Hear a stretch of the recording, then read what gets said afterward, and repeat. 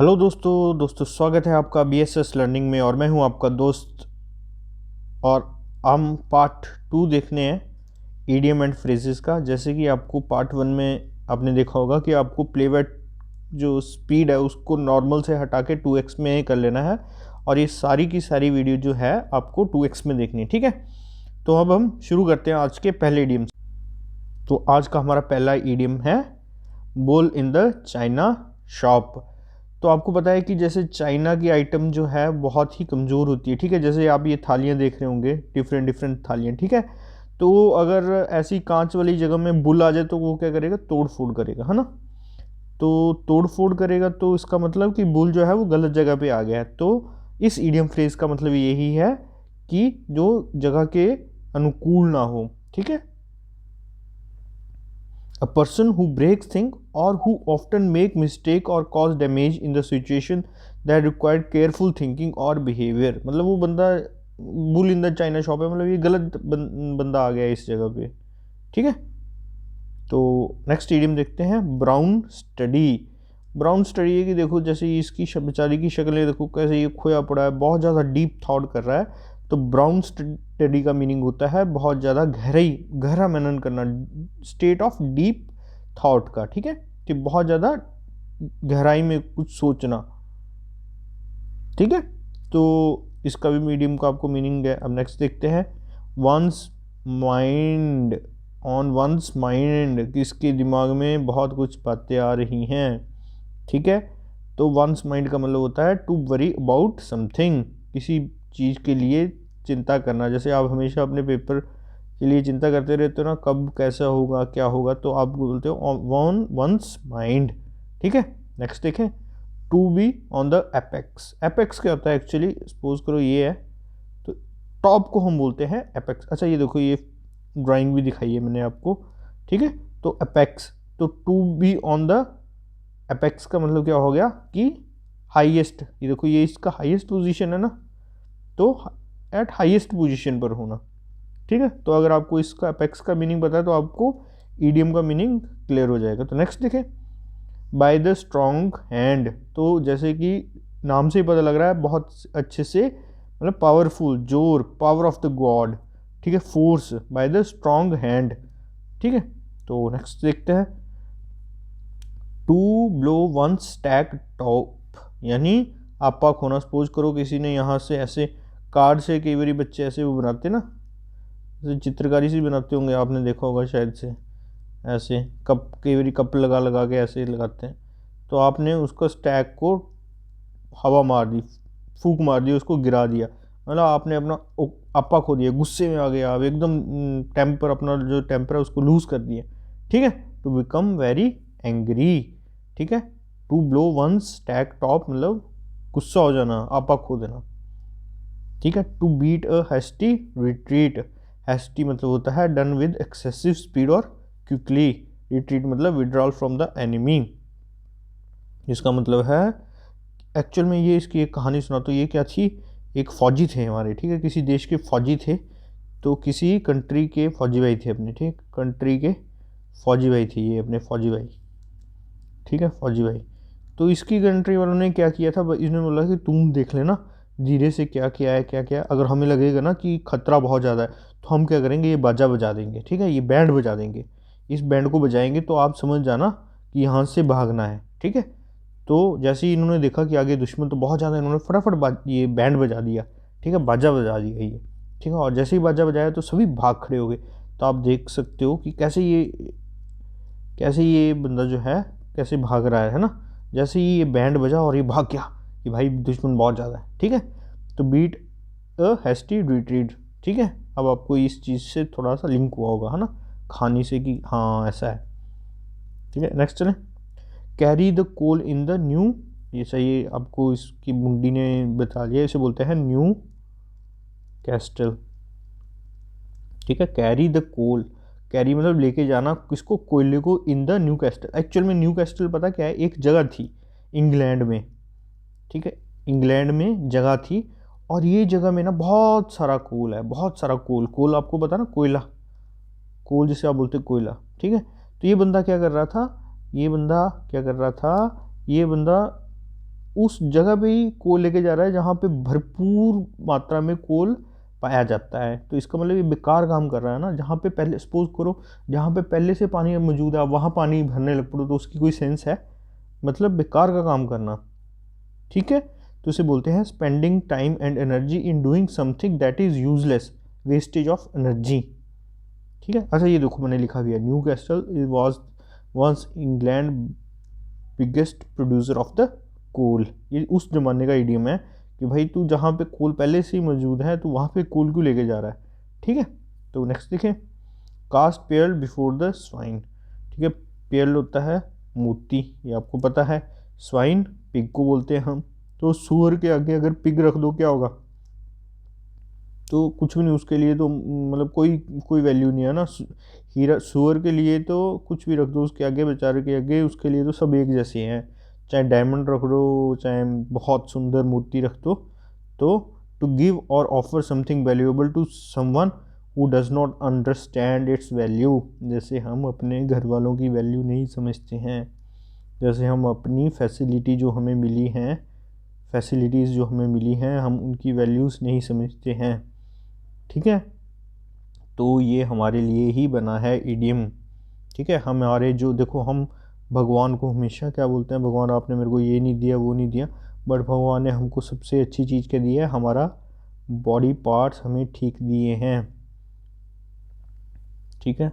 तो यही सबसे बड़ा हमारे को गिफ्ट है भगवान का, ठीक है। बट हम इसकी वैल्यू नहीं करते हैं, ठीक है। तो हमें अपने भगवान का हमेशा धन्यवाद करना है कि आपने जो भी दिया हमें बहुत दिया है ना। चलो हम और मांगते हैं, वो भी आपको ही देना है ना। ऊपर वाले से मांगेंगे और किससे मांगेंगे, बट हमें उसको धन्यवाद भी करना है पूरे दिन में एक बार, कि भाई जो तूने दिया यार, तूने बहुत दिया है हमारे को, है ना। हमारे पास बॉडी पार्ट है तो हम कुछ भी कर सकते हैं, है ना। अगर हमारे पास कुछ नहीं रहता है ना, तो क्या करते फिर, तो हम कोसते किसी को, है ना। तो आगे चलते हैं, है ना, ज़्यादा भी वो नहीं करेंगे।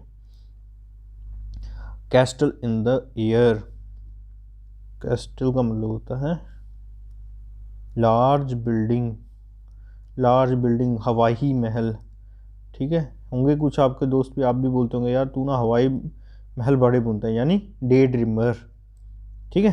तो नेक्स्ट चले, कैट एंड डॉग लाइफ, कुत्ते और बिल्ली की, बोलते हैं ना आपके भी घर वाले, कुत्तों और बिल्लियों की तरह लड़ रहे हो यार तुम, है ना, या कुत्तों की तरह लड़ रहे हो। तो कैट एंड डॉग लाइफ मतलब कलापूर्ण जीवन, ठीक है। तो cat and dog life means कलापूर्ण जीवन, ट्रबल समवन्स लाइफ।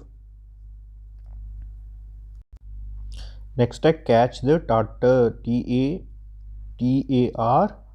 TAR मतलब किसी बहुत शक्तिशाली इंसान को पकड़ लेना, किसी बहुत ज़्यादा डेंजरस इंसान को पकड़ लेना, उसको बोलते हैं कैच द टाटर, बहुत ज़्यादा खतरनाक इंसान को पकड़ लेना, ठीक है। इसके में थोड़ा सा है नहीं, तो ये आपको वैसे ही याद रखना पड़ेगा। बस याद रखना कैच मतलब पकड़ना, द टार्टर, टार्टर को टार्टर ऐसे लिख लो, टार्टर बहुत ज़्यादा बड़े खतरनाक इंसान को पकड़ लेना, ठीक है। कैट्स पाव, पा, ठीक है। अच्छा कैट्स पाव, तो कैट्स पाव मतलब होता है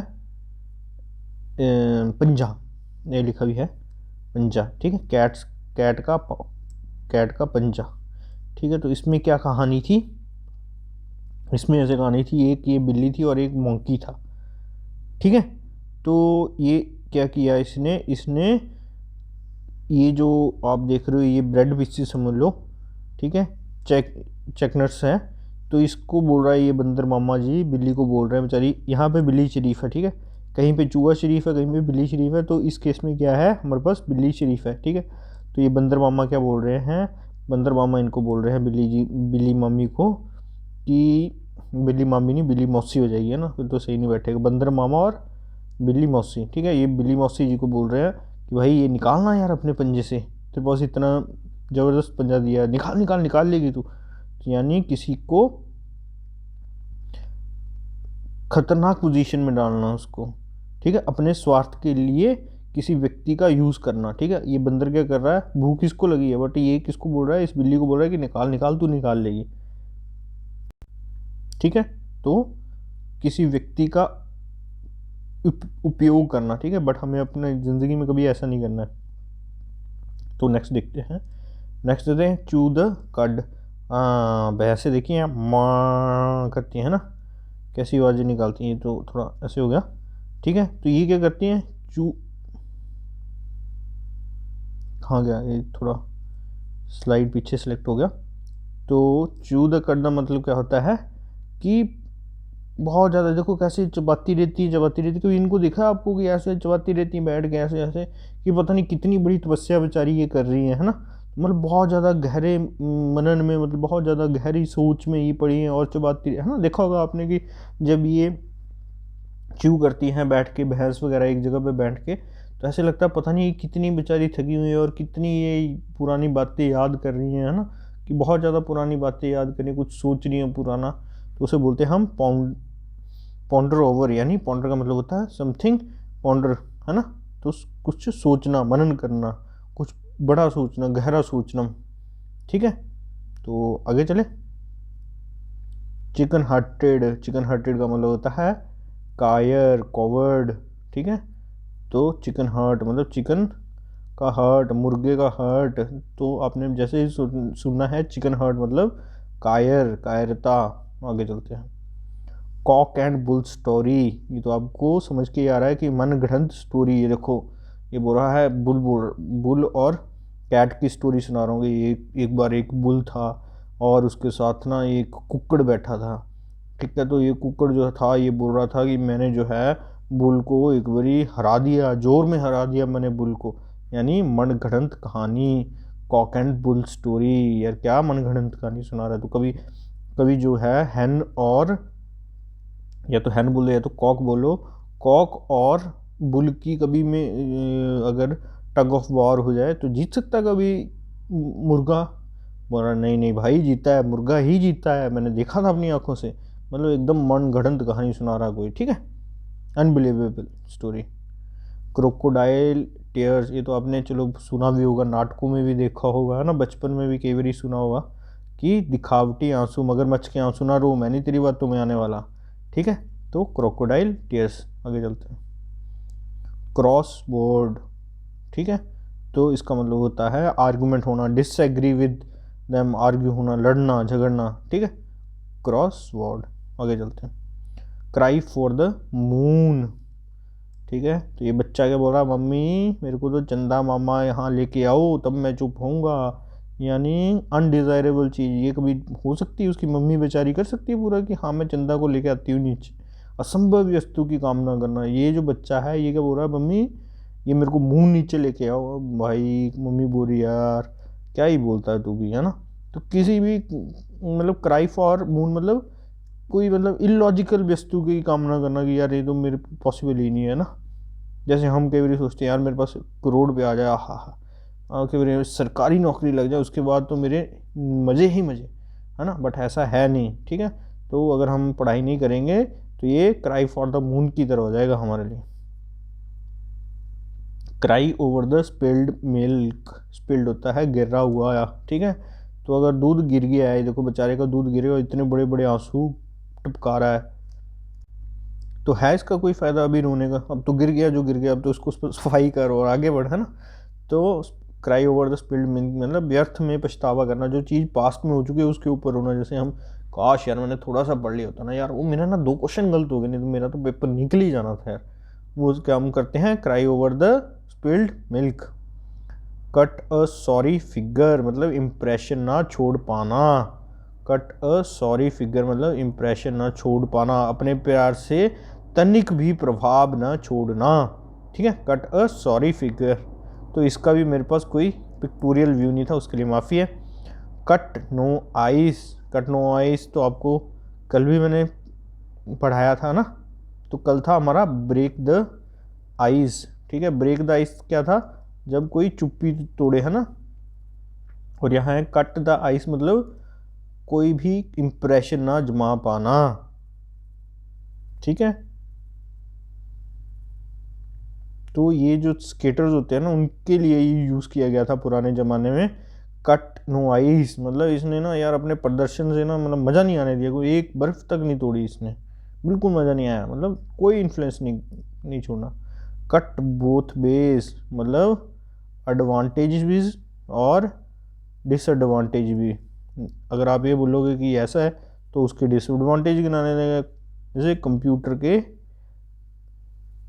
के क्या है, दोनों हैं, फ़ायदे भी हैं और नुकसान भी है। ऐसे यूट्यूब के क्या है, फ़ायदे भी हैं और नुकसान भी। तो आप बोलोगे कट बोथ वेज मतलब advantages and disadvantages.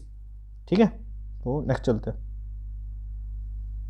Cut both and, अब क्या किया इसने, ये था पेड़ था हमारे पास, ठीक है, ये पेड़ के साथ रस्सी बंधी हुई थी ऐसे, और इधर भी पेड़ था, इधर भी रस्सी बंधी थी, ठीक है। तो इसने क्या किया, यहाँ से भी रस्सी काट दी, यहाँ से भी रस्सी काट दी, ठीक है। तो यानी बेईमानी करना, दोनों तरफ से बेईमानी करना, दोनों तरफ से काट दिया यार मेरे तो, इसने ना दोनों तरफ से मतलब बेइज्जती कर दी यार, हर तरफ से बेइज्जती कर दी, मतलब डिसऑनेस्टली बेईमानी कर दी। वो कट बोथ एंड्स, ठीक है। क्रिएचर कंफर्ट, क्रिएचर का को क्या बोलते हैं हम, एनिमल, तो एनिमल का कंफर्ट तो आरामदायक, ठीक है। Something that contribute to physical comfort such as food, clothing और हाउसिंग, क्रिएचर कंफर्ट, ठीक है। इसका मतलब है कोई हमारे को फिजिकल कंफर्ट दे रहा है, जैसे हमारा बिस्तरा, गद्दा आरामदायक हो, सोने में मज़ा आ जाए, मलमम की एकदम से एन है ना, वो चद्दर बिछी और हम आराम से सोए विदाउट एनी टेंशन, बोलेंगे creature comfort. Curry favour, to seek to gain favour by flattery, मतलब चापलूसी करना या छल से मदद पाना, ठीक है। तो इसका भी कोई भी पिक्टोरियल फॉर्म नहीं है। चीक एंड जॉल, अच्छा ये देखो, ये चीक है और ये जॉल है, मतलब तनिक वेरी क्लोज, ठीक है। जॉल आपको पता है ना जबड़ा होता है, तो इसका मीनिंग है वेरी क्लोज। क्राई वॉल्फ, ये तो सुना है सभी ने, भेड़िया आया, भेड़िया आया, भेड़िया आया, पर एक दिन सच में भेड़िया आ गया और उसको खा गया। तो क्राई वॉल्फ मतलब बेवजह हल्ला करना, गलत सूचना देना, ठीक है।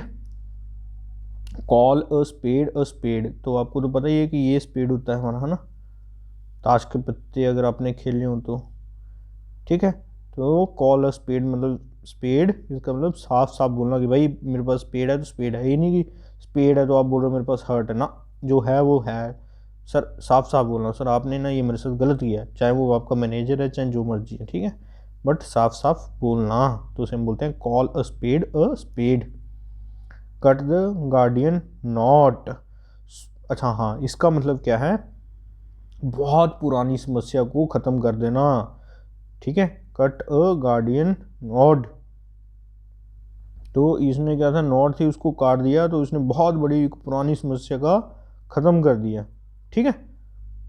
तो कट द गार्डियन नोट, आगे चलते हैं। क्लियर द डेक, डेक पता किसे बोलते हैं, ये जो शिप होती है ना, शिप के आगे वाले इस स्पेस को हम बोलते हैं डेक। तो इसको साफ करना मतलब रिमूव अननेसेसरी थिंग्स, ठीक है। तो क्लियर द डेक मतलब ये इसमें से साफ सुथरा करना, इसको एकदम से जो जिसकी जहाँ जगह है वहाँ पे करना, ठीक है। Clear the deck. Crest fallen, अच्छा ये देखो, ये जो घोड़ा होता है ना, इसकी इस पोर्शन को बोलते हैं क्रेस्ट, ठीक है। तो इसका मतलब फालन, ये गिर जाना, कभी भी घोड़ा जो है ना, वो आपको एक बात बताता हूँ, ये हमेशा जो सोता है ना, ये खड़े खड़े ही सोता है, जब ये बीमार होता है ना तभी लेटता है घोड़ा, नहीं तो ये खड़े खड़े ही सोता है। अच्छा और दो जानवर बताओ जो खड़े खड़े ही सोते हैं, बताना मेरे को कमेंट में, आपको पता है कि नहीं, ठीक है। तो क्रेस्ट फैलन मतलब बीइंग वेरी डिसअपॉइंटेड, बड़ा ज़्यादा डिसअपॉइंटेड मतलब बड़ा ज़्यादा निराश एकदम, मैं तो यार गिर गया हूँ, मतलब देखो कैसे बेचारा घोड़ा नीचे गिर, क्रेस्ट फॉलन मतलब क्रेस्ट जो इसका जो ये गर्दन है ये फॉलन नीचे गिर गया, यानी ये डिसअपॉइंट हो गया, ठीक है। कूल हेड तो आपको जैसे ही आपने धोनी भाई अपने देखे हैं, है ना, हो सकता है कि आप में से 90% तो इनको 99 के 100% ही लोग जानते होंगे धोनी भाई को, हो सकता है 0.5 या 0.05% लोग ना जानते हो दीनू भाई को अपने, ठीक है। तो ये कूल हेड बोलते हैं ना इसको, कूल माइंडेड, शांत स्वभाव का व्यक्ति। कम बैक टू अर्थ, औकात पे वापस आना, रिटर्न टू रियलिटी, अपनी औकात पे आना। तो इसमें तो शायद बताने की ज़रूरत भी नहीं है ना, come back to earth. Call in a question, कोई टीचर पढ़ा रहा और उसके बीच में ही पूछ लेना कुछ, सर ये कैसे है, ये कैसे है, तो यानी डाउट होना उसको, कोई फाइंड फॉल्ट हो जाना या कुछ उसको समझ ना आना, ठीक है। कॉल इन द क्वेश्चन मतलब डाउट होना उसको। Cut one's coat according to one's cloth, मतलब अपने कोट को वैसे काटना जितना कपड़ा हो, ठीक है। तो इसका मतलब होता है अपनी आय के अनुसार खर्च करना। Cut one's coat according to one's cloth, मतलब जितनी चादर है उतना पैर पसारेंगे, इसका मतलब ये भी है, मतलब जितना आय है उसके अनुसार हम खर्च करेंगे, ठीक है।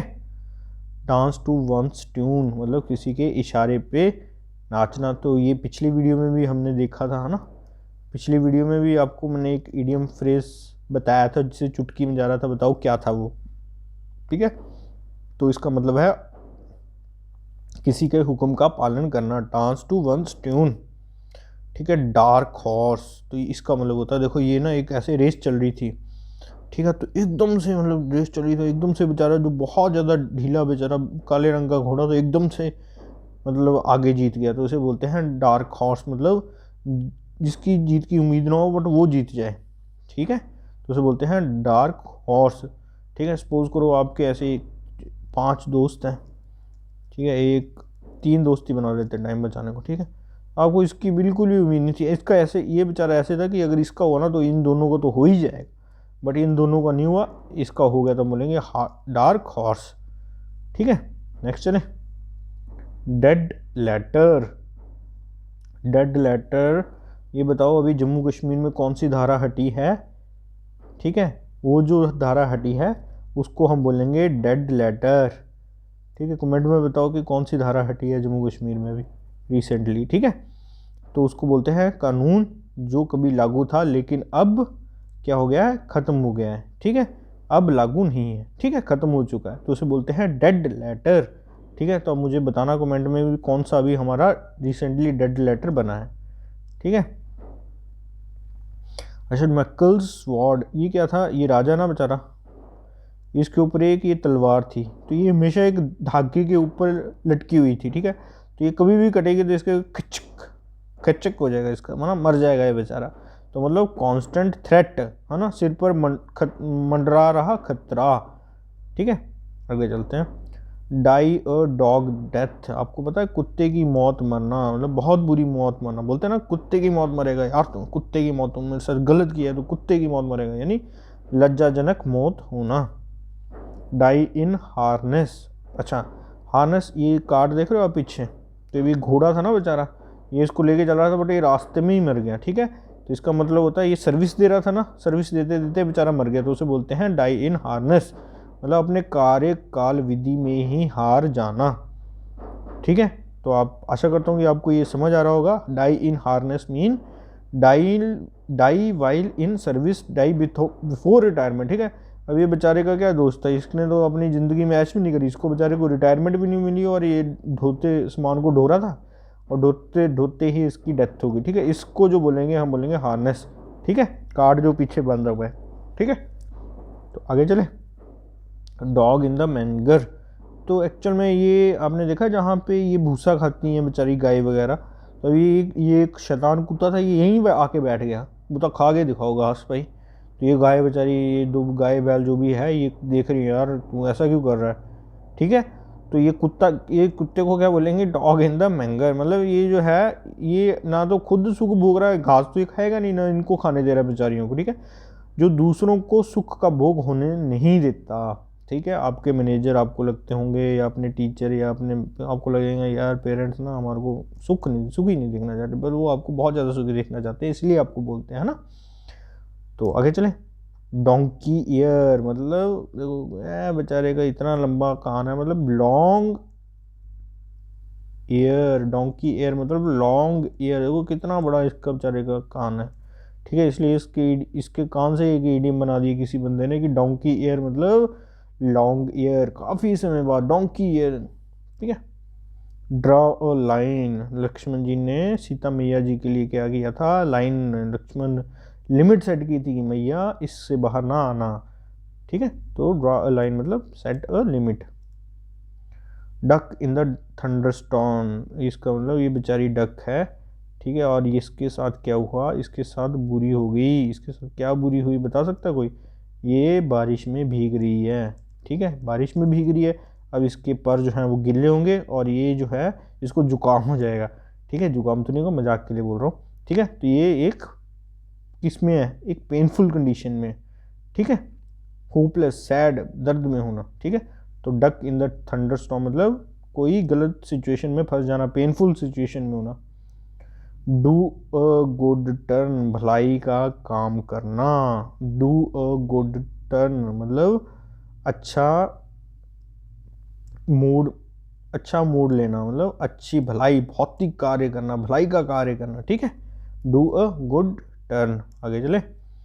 ईगल आई, ईगल आई मतलब तेज नज़र, बोलता ना उसकी तो ईगल आई है यार, बड़ी तेज नज़र है यार तेरी, ईगलों वाली आँखें, क्योंकि ईगल को बहुत हाइट पे भी उड़ रही होगी तो उसको नीचे का बिल्कुल एकदम क्रिस्प एंड क्लियर दिखाई देता है। मुझे नहीं पता दिखाई देता है कि नहीं, लोग बोलते हैं ऐसा कि दिखाई देता है, मुझे कैसे पता लगेगा कि दिखाई देता है ना, बट ऐसा बोलते हैं कि हाँ ईगल को बहुत अच्छा दिखाई देता है, तो इसलिए हम बोलते हैं उसको तेज नज़र, ईगल आई, ठीक है। ईट हम्बल पाई, ठीक है। तो एक्चुअल में हम्बल पता क्या होता है? हम्बल जो है वो अम्बल से निकला है, ठीक है, और अम्बल जो होता है वो डियर का मांस होता है, ठीक है, तो एक ऑर्गन होता है डियर का, तो ऐसे रिलेट है ये थोड़ा सा। तो इसका मतलब ईट अम्बल पाई मतलब कि हाँ आप एग्री कर रहे हो कि मैंने जो काम किया है वो गलत किया है, मतलब आपने हिरण का अंदर का पार्ट खाया है, तो ईट अम्बल पाई मतलब हिरण का अंदर का पार्ट खाया है, इसका मतलब आपने गलत काम किया है इसलिए आपको सज़ा मिलेगी। तो बोला हाँ भाई मैं एग्री करता हूँ कि मैंने ये गलत काम किया है, मुझे सज़ा मत दो, ठीक है। ईट अम्बल पाई, हम्बल से अम्बल, अम्बल क्या है, एक ऑर्गन है किसमें, डियर में, ठीक है। ईट वंस वर्ड मतलब अपने शब्द वापस लेना, अपोलोजाइज करना, सॉरी सर मेरे से गलती हुई है, मैं आगे से इस चीज़ का ध्यान रखूंगा, ठीक है। Eat one's heart out to feel deep sadness and mental pain. Eat one's heart out, मेरा जो दिल है बहुत दुखी है, बहुत ज़्यादा दुखी है, तो हम बोलेंगे eat one's heart out. Elbow room adequate, elbow room मतलब एन खुला डुला स्पेस भाई, बढ़िया से एकदम एल्बो रूम है मेरा, मतलब एकदम से मैं इधर उधर अपनी एल्बो को पसार सकता, ठीक है। अब ये देखो ये जो खड़ी है ये बेचारी अपनी एल्बो को जैसे मर्जी इधर उधर कर सकते हैं, बट ये दोनों कैसे बैठे हैं, चिपक के बैठे हैं, जैसे इनके पास स्पेस कम है, ये अपनी एल्बो को भी नहीं खिला सकते, बट ये अपनी एल्बो को जैसे तैसे मर्जी खिला सकती है, ठीक है। तो एल्बो रूम मतलब एडिकेट स्पेस टू मूव और वर्क।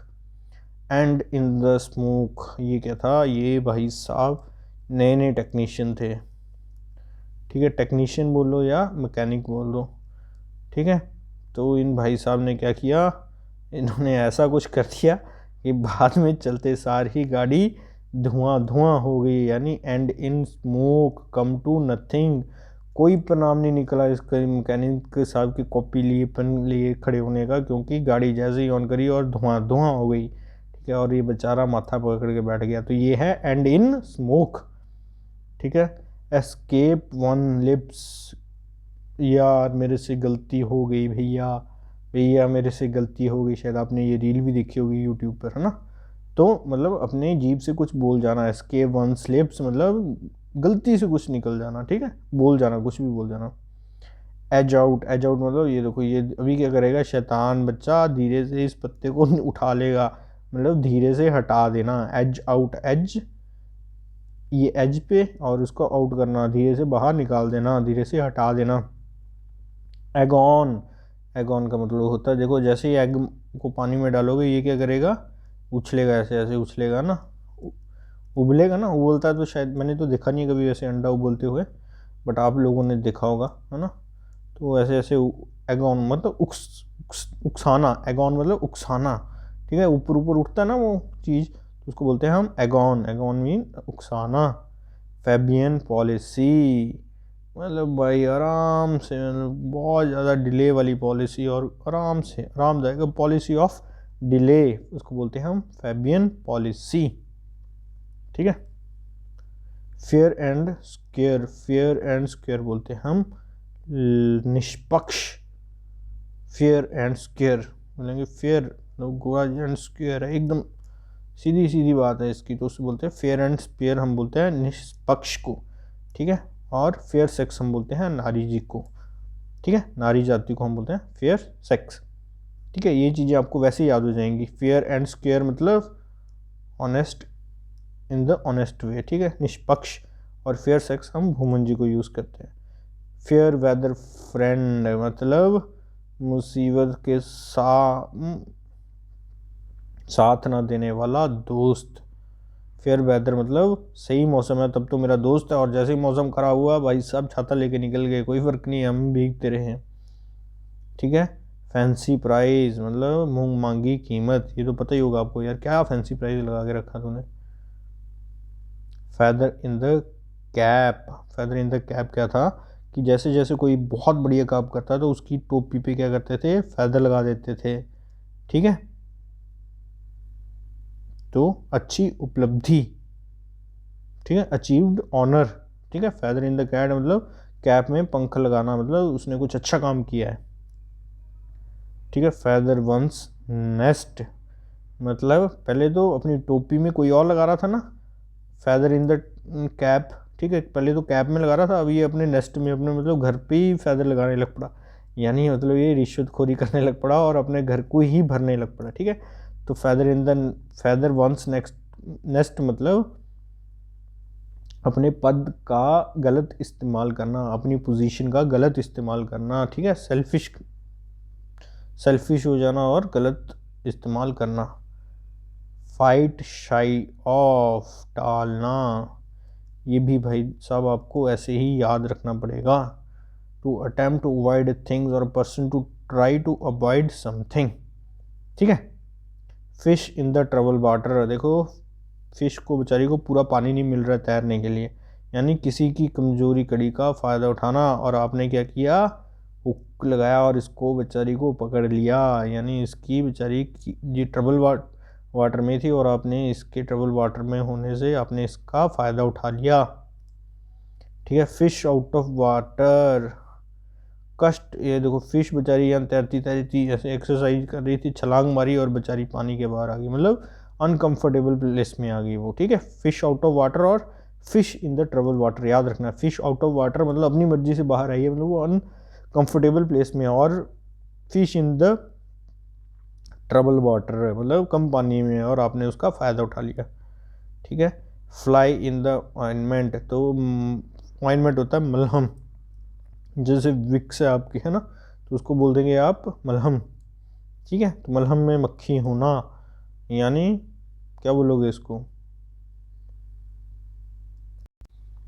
बोलोगे कि भाई मक्खी तू जो है ना, यहाँ सब कुछ सही था बट तू जो है यहाँ पे गलत आ गई है। ठीक है, अ सिंगल थिंग और a person that is spoiling a situation, spoil करना मतलब खराब करना, माहौल को खराब कर दे रहा है यार, तेरी वजह से पहले पूरे एकदम सारे पॉजिटिव से तू आया ना नेगेटिव हो गया यार एकदम सारे। ठीक है, फूल्स पैराडाइज, पैराडाइज का मतलब होता है स्वर्ग, तो मतलब फूल्स मतलब मूर्ख, ऐसे आया मैं ना स्वर्ग के सपने देखने लगता हूँ, तो उसे बोलते हैं झूठी उम्मीद में खुश होना। ठीक है, फूल पैराडाइज, पैराडाइज का मतलब होता है स्वर्ग। ठीक है, 40 विंग्स मतलब आंखें झपकाना, 40 टाइम फटाफट फटाफट आंखें झपकाना, इसका मतलब हल्की नींद झपकी, 40 विंग्स। ये देखो ये विंग्स हैं आपके, और इनको फटाफट फटाफट फटाफट आपको झपकाओगे तो मतलब इसको बोलेंगे हम छोटी सी नींद ले ली भाई, आपने हल्की नींद ले ली। ठीक है, फ्रेंच लीव मतलब कोई नहीं, किसी को भी नहीं बताना कि भाई मैं छुट्टी पे हूँ, ये कहाँ पे हूँ, और सीधा छुट्टी ले लेना, उसे बोलते हैं फ्रेंच लीव। बिना सूचना के अनुपस्थित होना, मतलब किसी को नहीं बताना कि मैं यहाँ हूँ, चुपके से निकल गया है ना, फ्रेंच लीव बोलते हैं उसे। फ्रेंच बेनिफिट, अच्छा ये पन्ना या चुन्नी वगैरह देखी होगी ना, ये साइडों में लटकन से लटके रहते हैं ना, इनको बोलते हैं, ये एक्स्ट्रा होते हैं ना आपके शो के लिए लगाए होते हैं, तो इसे बोलते हैं additional benefits apart from salary, वेतन के अलावा मिलने वाला लाभ। ठीक है, ये जो तौलिया होता है या कुछ भी कपड़ा है उसके बाद जो ये लटकन से लगाए होते हैं ऐसे ऐसे, ठीक है, इनका कोई रोल तो होता नहीं है वैसे, बस ये डिज़ाइनिंग के लिए लगाए होते हैं। ऐसे ही फ्रिंज बेनिफिट मतलब सैलरी तो आपकी इतनी इतनी थी, ठीक है, इसके अलावा भी आपको कुछ वेतन मिलना, उसको बोलते हैं वेतन के अलावा मिलने वाला लाभ। फ्रॉम हैंड टू माउथ मतलब गुजारे भर, ठीक है, बस जितना हैंड टू माउथ ही है भाई। बोल अगर कोई जैसे सपोज करो अब कल को आप पैसे कमाने लग पड़ोगे और कम कमा रहे होंगे तो आप बोलोगे यार मेरा ना खर्च नहीं हो पा रहा, सैलरी जो है मेरी हैंड टू माउथ तक ही है, मतलब ज़्यादा नहीं है, सिर्फ गुजारे भर लायक ही है। ठीक है, फ्लैश एंड ब्लड होगा। ठीक है, फ्लैश एंड ब्लड मीन्स मानव प्रवृत्ति, ब्लड तो खून, फ्लैश मतलब मांस। ठीक है, मानव प्रवृत्ति ह्यूमन बींग्स। गाला डे, गाला डे मीन्स खुशहाल डे, गाला डे, गाला डे ऐसे याद रखो, गाला डे मीन्स खुशहाल दिवस, डे। गेट अवे भाग जाना, देखो गेट अवे भाग जाना, भाई साहब ने चोरी करी, सिक्योरिटी गार्ड पीछे भाग रहा है और ये चुपका छाप से भाग गया, बच निकल या भाग जाना, गेट अवे, गेट अवे। ठीक है, नेक्स्ट चले, go down to, go down to का मतलब होता है to attend to work seriously. ठीक है, ये थोड़ा सा आपको याद रखना पड़ेगा, गेट डाउन टू टू। ठीक है, गेट डाउन टू को आप ऐसे भी रख सकते हो कि डाउन टू यानी डाउन टू अर्थ है, यानी यार ये तो डाउन टू अर्थ है, ये खुद ही वर्क को इतना सीरियसली लेता है कि खुद ही अटेंड कर लेता है वर्क को, है ना। अगर ऊपर ऊपर के बंदे हैं तो वो तो काम नहीं करते है ना, बट ये बेचारा इतना सीधा अर्थ में डाउन टू अर्थ है कि अपना काम खुद ही सीरियसली कर लेता है। ठीक है, गेट इनटू अ सूप, देखो बेचारे का चम्मच जो है वो सूप में चला गया, अब ये सूप कैसे पिएगा, तो गेट इनटू अ ट्रबल, समस्या में पड़ गया बेचारा, एक चम्मच कैसे निकाल लूँ। ठीक है, get into hot water, get into hot water भी मतलब है समस्या या झंझट में पड़ जाना, और इसमें भी समस्या में पड़ जाना, और गेट इनटू हॉट वाटर, इसमें get into a soup, soup भी गर्म होता है, और हॉट वाटर, सूप जो है वो थोड़ा सा किसी टमाटो टमाटो का सूप है, और वो हॉट वाटर बात एक ही है ना। Get off scot free, get off scot free मतलब पनिशमेंट के बिना ही निकल जाना। ठीक है, टैक्स नहीं दिया और निकल गए तो आप बोलोगे गेट ऑफ स्कॉट फ्री। ठीक है, तो ये जो एक्सप्रेशन है ना, ये पुराने ज़मानों में लिया गया था जब लोगों से जो है वो टैक्स लेते थे। ठीक है, तो तब ये टैक्स को बोलते थे स्कॉट। ठीक है, तो गेट ऑफ टैक्स फ्री सोच लेना, स्कॉट का याद रहेगा ना आपको, तो स्कॉट क्या है आपका, टैक्स है, टैक्स फ्री मतलब अदंडित निकल जाना, मतलब चुपचाप से निकल जाना बिना पनिशमेंट के, कोई बात नहीं दिया कोई नहीं चलेगा। ठीक है, get on one's nerve to irritate और अनवाय होना। ठीक है, तो नेक्स्ट देखें, give me a hand to help. ठीक है, तो दे यार हाथ दे अपना, मैं तेरे को ऊपर लाता हूँ तो मदद करना। ठीक है, तो गेन ग्राउंड, गेन ग्राउंड तो आपको देखते ही पता लग रहा है कि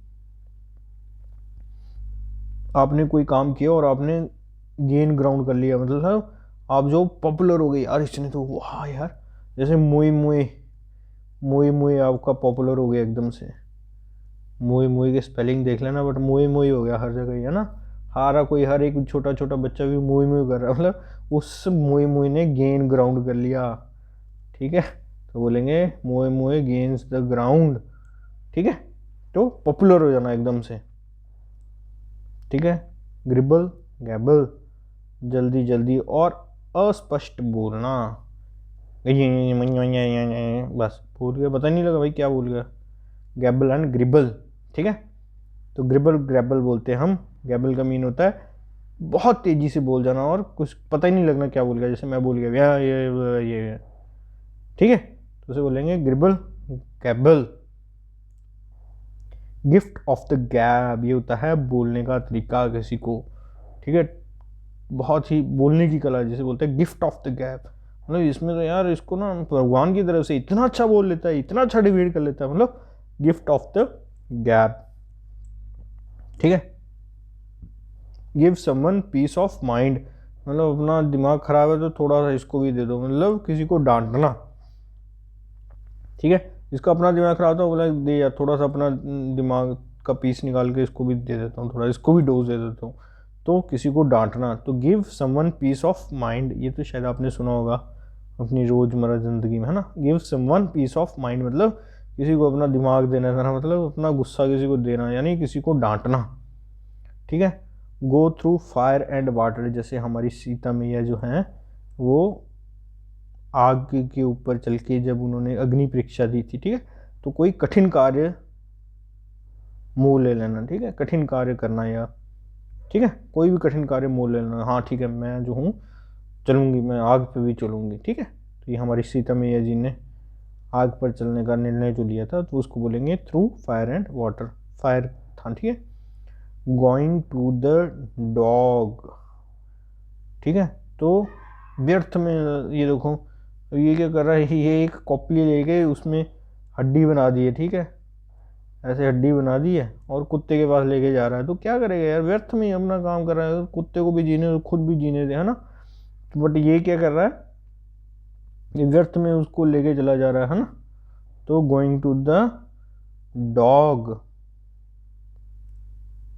गो to the rack and ruin, मतलब खत्म हो जाना, लापरवाही की वजह से सब कुछ खत्म हो जाना।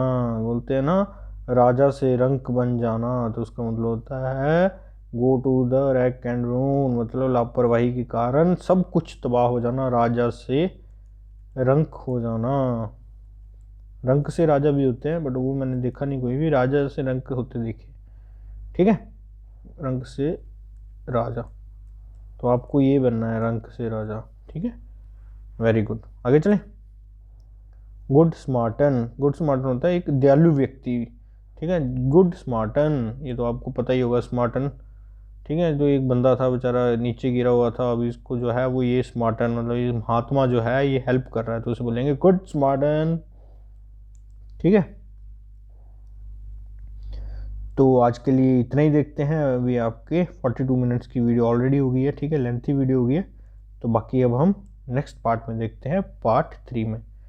तो तब तक के लिए धन्यवाद। और कुछ इडियम फ्रेजेस आपको हो सकता है समझ नहीं आए होंगे, उसके लिए मैं माफ़ी चाहता हूँ।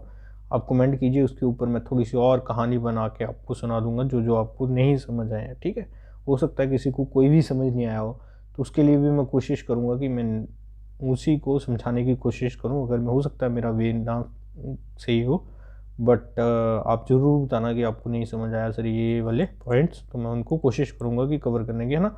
कुछ चीज़ें बिना पिक्टोरियल हैं तो उसके लिए माफ़ी है। तो तब तक के लिए धन्यवाद।